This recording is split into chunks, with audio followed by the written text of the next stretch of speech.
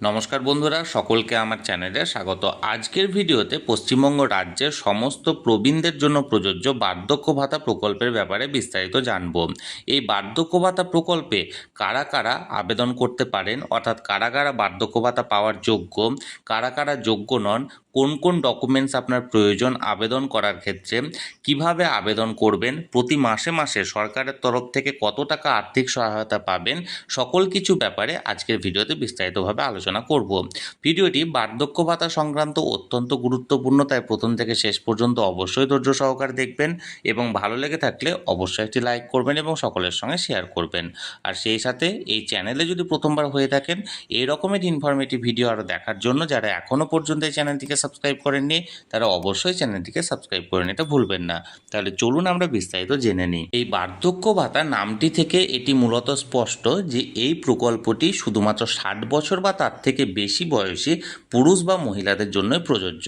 আপনার বয়স যদি 60 বছরের কম হয়ে থাকে তাহলে সেক্ষেত্রে এই প্রকল্পের জন্য আপনারা যোগ্য নন। এই প্রকল্পের মাধ্যমে নথিভুক্ত একজন পুরুষ বা মহিলা প্রতি মাসে মাসে রাজ্য সরকারের তরফ থেকে একটি নির্দিষ্ট অঙ্কের আর্থিক সহায়তা পেতে থাকবেন। এই সহায়তার পরিমাণটি কত সেই ব্যাপারে আমরা জানব।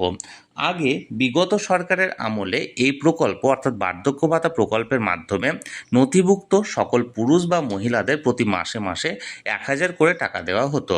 তবে বর্তমানে নবনির্বাচিত সরকারের তরফ থেকে প্রতিশ্রুতি দেওয়া হয়েছে যে এই প্রকল্পের যে আর্থিক সহায়তার পরিমাণ সেটি দ্বিগুণ করা হবে, অর্থাৎ এই প্রকল্পের মাধ্যমে নথিভুক্ত সকল পুরুষ বা মহিলাকে প্রতি মাসে মাসে 2000 টাকা করে দেওয়া হবে। এবার আমরা জানবো পুরনো প্রাপকদের কি করতে হবে। যারা এর আগে এই বার্ধক্য ভাতা প্রকল্পের সুবিধা পেত তাদের পুনরায় নতুন করে ভেরিফিকেশন করা হবে, কারণ আমরা এর আগে দেখেছি লক্ষ্মীর ভাণ্ডার প্রকল্পে প্রচুর ভুয়ো নাম পাওয়া গেছে যারা লক্ষ্মীর ভাণ্ডার প্রকল্পের সুবিধা পেত। সেই মোতাবেক আশা করা যাচ্ছে যে বার্ধক্য ভাতা প্রকল্পেও যারা এর আগে বার্ধক্য ভাতা প্রকল্প থেকে প্রতি মাসে মাসে 1000 টাকা করে পেয়েছে তাদের পুনরায় ভেরিফিকেশন করা হবে এবং ভেরিফিকেশনের পর যে সমস্ত বার্ধক্য ভাতার উপভোক্তাদের ভেরিফিকেশন সাকসেসফুলি কমপ্লিট হবে তাদেরকে সমস্ত ভেরিফিকেশনের পর পুনরায় ডিবিটি অর্থাৎ ডাইরেক্ট বেনিফিট ট্রান্সফারের মাধ্যমে প্রতি মাসে মাসে তাদেরকে নির্দিষ্ট অঙ্কের টাকা ট্রান্সফার করা হবে। এবং যারা এই প্রকল্পে এখনও আবেদন করেননি অর্থাৎ নতুনদের ক্ষেত্রে এই প্রকল্পে নতুনভাবে তাদেরকে আবেদন করতে হবে। এবার আমরা জানবো কারা এই বার্ধক্য ভাতা পাওয়ার জন্য যোগ্য। এই প্রকল্পের যোগ্যতার জন্য মাত্র দুটি শর্ত আছে। প্রথম যে শর্তটি সেটি হলো অবশ্যই আপনাকে পশ্চিমবঙ্গ রাজ্যের স্থায়ী বাসিন্দা হতে হবে এবং কমপক্ষে আপনাকে এই রাজ্যে অর্থাৎ পশ্চিমবঙ্গ রাজ্যে অন্ততপক্ষে 10 বছর বসবাস করতে হবে। এবং দ্বিতীয় যে শর্ত সেটি হলো আবেদনকারী অর্থাৎ যিনি আবেদন করছেন তার বয়স 60 বছর বা তার বেশি হতে হবে, অর্থাৎ 60 বছরের কম বয়সী আবেদনকারী এই প্রকল্পের জন্য যোগ্য নন। এবার এর পাশাপাশি জানবো যে কারা কারা এই প্রকল্পে আবেদন করতে পারবেন না বা আবেদন করলেও যাদের আবেদন এখানে গ্রাহ্য করা হবে না। প্রথমত নাম্বার 1 হচ্ছে কোনো সরকারি পেনশনার এই প্রকল্পের জন্য যোগ্য নন। অর্থাৎ আপনি যদি মূল পেনশনার হয়ে থাকেন, আপনি যদি চাকরি করতেন এবং বর্তমানে পেনশন পাচ্ছেন, বা আপনি যদি ফ্যামিলি পেনশনার হয়ে থাকেন অর্থাৎ আপনার স্বামী হয়তো আগে চাকরি করত এবং বর্তমানে তিনি মারা যাওয়ার পর আপনি ফ্যামিলি পেনশন পাচ্ছেন, তাহলে কিন্তু আপনি এই প্রকল্পের জন্য আবেদন করতে পারবেন না। নাম্বার 2, আয়কর যদি প্রদান করে থাকেন তাহলে আপনি এই প্রকল্পের জন্য যোগ্য নন। অর্থাৎ অনেকেই আছেন যারা চাকরি বা পেনশন করেন না কিন্তু কোনো ব্যবসা বা কোনো কাজের সাথে যুক্ত এবং তারা প্রতি বছর বছর নির্দিষ্ট অঙ্কের আয়কর প্রদান করে থাকেন, তাহলে সেক্ষেত্রে আপনি কিন্তু এই প্রকল্পে আবেদন করতে পারবেন না। নাম্বার 3, আপনি রাজ্যের অন্য কোনো মানবিক প্রকল্পের উপভোক্তা হলে আপনি আবেদন করতে পারবেন না। অর্থাৎ একজন উপভোক্তা শুধুমাত্র একটি মানবিক প্রকল্পের জন্যই আবেদন করতে পারেন। ধরুন কোনো মহিলার যার বর্তমানে বয়স 60 বছর পেরিয়ে গেছে এবং উনি হয়তো বিধবা ভাতা বা উইডো পেনশন পাচ্ছেন, সেক্ষেত্রে তিনি বিধবা ভাতার পাশাপাশি তিনি বার্ধক্য ভাতার জন্য আবেদন করতে পারবেন না। পাশাপাশি ধরুন কোনো পুরুষ হয়তো উনি এর আগে প্রতিবন্ধী ভাতা পাচ্ছেন কিন্তু ওনার 60 বছর বয়স পেরিয়ে গেছে বলে উনি বার্ধক্য ভাতাতে আবেদন করতে পারবেন না, অর্থাৎ তিনি প্রতিবন্ধী ভাতার পাশাপাশি বার্ধক্য ভাতা পাবেন না। সরকারি নিয়ম অনুযায়ী একজন উপভোক্তা শুধুমাত্র যে কোনো একটি প্রকল্পের জন্য তিনি যোগ্য এবং একটি প্রকল্পের মাধ্যম থেকে তিনি টাকা পেতে থাকবেন। এর পাশাপাশি নাম্বার 4, আপনার যদি নাম এসআইআর ডিলিট হয়ে থাকে তাহলে সেক্ষেত্রে আপনি যোগ্য নন। অর্থাৎ সর্বশেষ যে স্পেশাল ইন্টেনসিভ রিভিশন হলো সেই জায়গায় যদি আপনার নাম বাদ গিয়ে থাকে তাহলে আপনি এই বার্ধক্য ভাতা প্রকল্পের জন্য যোগ্য নন, অর্থাৎ আপনি আবেদন করতে পারবেন না। এবার আমরা জানবো এই প্রকল্পে আবেদন করার জন্য আপনার কোন কোন ডকুমেন্ট লাগবে। প্রথমত আপনার বয়সের প্রমাণপত্র লাগবে। নাম্বার 2, আপনাকে একটা আধার কার্ড দিতে হবে, অর্থাৎ আপনার আধার কার্ডটা এখানে সাবমিট করতে হবে।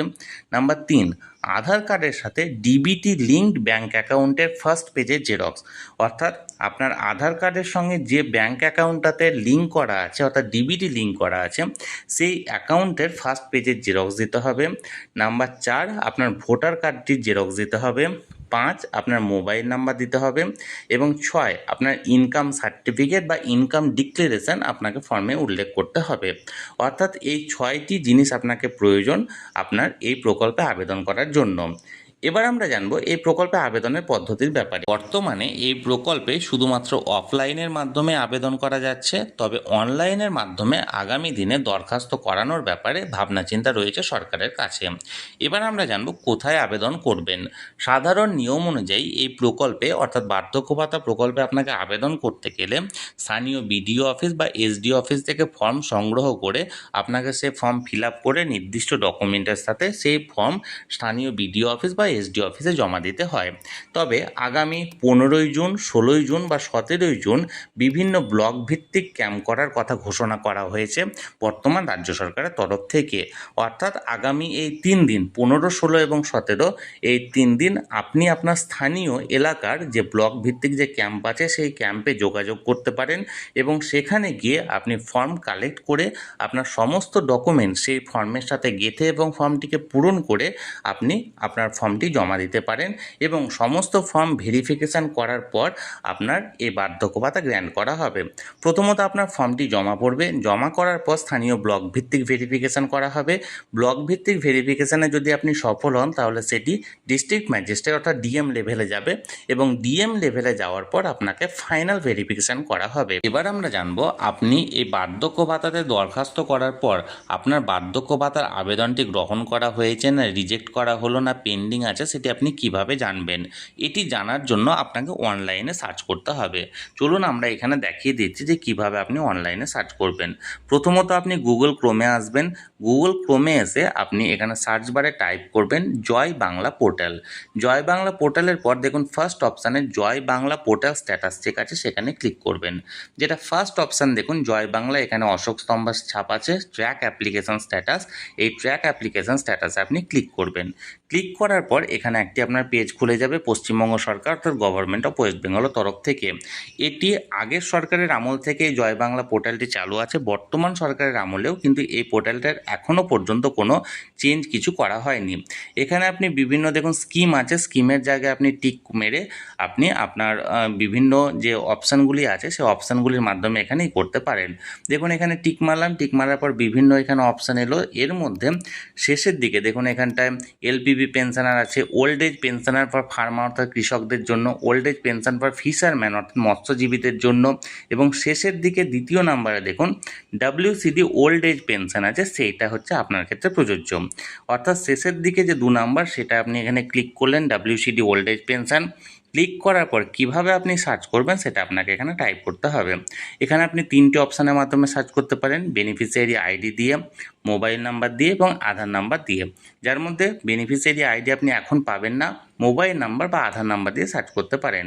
আপনি প্রথমত মোবাইল নাম্বারটা এখানে যদি আপনি টিক পারেন, মোবাইল নাম্বার আপনাকে দিতে হবে। মোবাইল নাম্বার দেওয়ার পর মোবাইল নাম্বারের অপশান এলো, এখানে আপনি আপনার মোবাইল নাম্বারটা পুট করবেন অর্থাৎ যে নাম্বারটা দিয়ে রেখেছেন সেই নাম্বারটা দিয়ে আপনি এখানে দেওয়ার পর আপনি নিচে দেখুন ক্যাপচা আছে, ক্যাপচাটাকে দিয়ে সার্চ অপশানে যাবেন। সার্চ অপশানে গিয়ে আপনি ক্লিক করবেন। আর সবথেকে সহজ হচ্ছে আপনি আধার নাম্বার দিয়ে করতে পারেন। এখানে আধার নাম্বার দেওয়ার পর আপনার যে আধার নাম্বারটা সেটা এখানে পুট করলেন। আপনার যেটা হবে, এটা আমি একটা উদাহরণের জন্য দেখাচ্ছি। এই আধার নাম্বার দেওয়ার পর যে ক্যাপচাটা আছে সেটা আপনার হুবহু এখানে লিখে দেবেন। যখন আমি দেখে নাম FD ZN QU। এবার সার্চ যখন আমি করব, এই সার্চ করার পর আপনার এখানে স্ট্যাটাসটা এখানে বেরিয়ে আসবে। এখানে দেখুন সার্চ করলাম, সার্চ করার পর এখানে দেখুন স্ট্যাটাস এলো যে beneficiary ID no record found, কারণ এটা আমি একটা উদাহরণের জন্য দেখিয়েছি, এটা কোনো বৈধ নয়। দেখুন এখানে আপনার বেনিফিশিয়ারি আইডি অর্থাৎ আপনার বেনিফিশিয়ারি আইডি নাম্বারটা থাকবে, অ্যাপ্লিকেন্ট নেম অর্থাৎ যিনি দরখাস্ত করবেন তার নাম থাকবে, অ্যাড্রেসটা থাকবে অর্থাৎ আপনি কোথাকার বাসিন্দা সেটা থাকবে, কারেন্ট ব্যাঙ্কিং ইনফরমেশন অর্থাৎ আপনি যে ডিবিটির মাধ্যমে যে ব্যাঙ্ক অ্যাকাউন্টটা দিয়েছেন সেটা লেখা থাকবে, কারেন্ট স্ট্যাটাস এখানে হয় পেন্ডিং থাকবে বা অ্যাপ্রুভ থাকবে বা রিজেক্ট থাকবে, তিনটের মধ্যে একটা, এবং পেমেন্ট স্ট্যাটাস যদি আপনার এখানে অ্যাপ্রুভ থাকে তাহলে পেমেন্ট স্ট্যাটাসে কোন মাসের আপনার পেমেন্ট করা হয়েছে সেটা থাকবে, আর যদি রিজেক্ট থাকে তার মানে আপনার এই আবেদনটি এখানে গ্রাহ্য করা হয়নি, আর পেন্ডিং আছে মানে এখনও পর্যন্ত এই আবেদনটির কোনো এখানে ফায়সালা করা হয়নি। তাহলে বন্ধুরা, এই বার্ধক্য ভাতা প্রকল্প বা ওল্ড এজ পেনশন স্কিমের ব্যাপারে আমি খুব সহজভাবে আপনাদের সামনে সমস্ত কিছু তথ্য তুলে ধরার চেষ্টা করলাম। এরপরেও যদি আপনাদের কোনো প্রশ্ন থাকে বা কোনো কিছু জানার থাকে তাহলে অবশ্যই কমেন্ট করুন, আমি চেষ্টা করব আপনাদের সকলের প্রশ্নের যথাযথ উত্তর দেওয়ার। আর এই ভিডিওটি যদি ভালো লেগে থাকে অবশ্যই একটি লাইক করুন এবং সকলের সঙ্গে শেয়ার করুন। আর সেই সাথে এই চ্যানেলে যদি প্রথমবার হয়ে থাকেন এই রকমের ইনফরমেটিভ ভিডিও আরও দেখার জন্য যারা এখনও পর্যন্ত চ্যানেলটিকে সাবস্ক্রাইব করেননি তারা অবশ্যই চ্যানেলটিকে সাবস্ক্রাইব করে রাখুন। ধন্যবাদ, দেখা হচ্ছে পরের ভিডিওতে।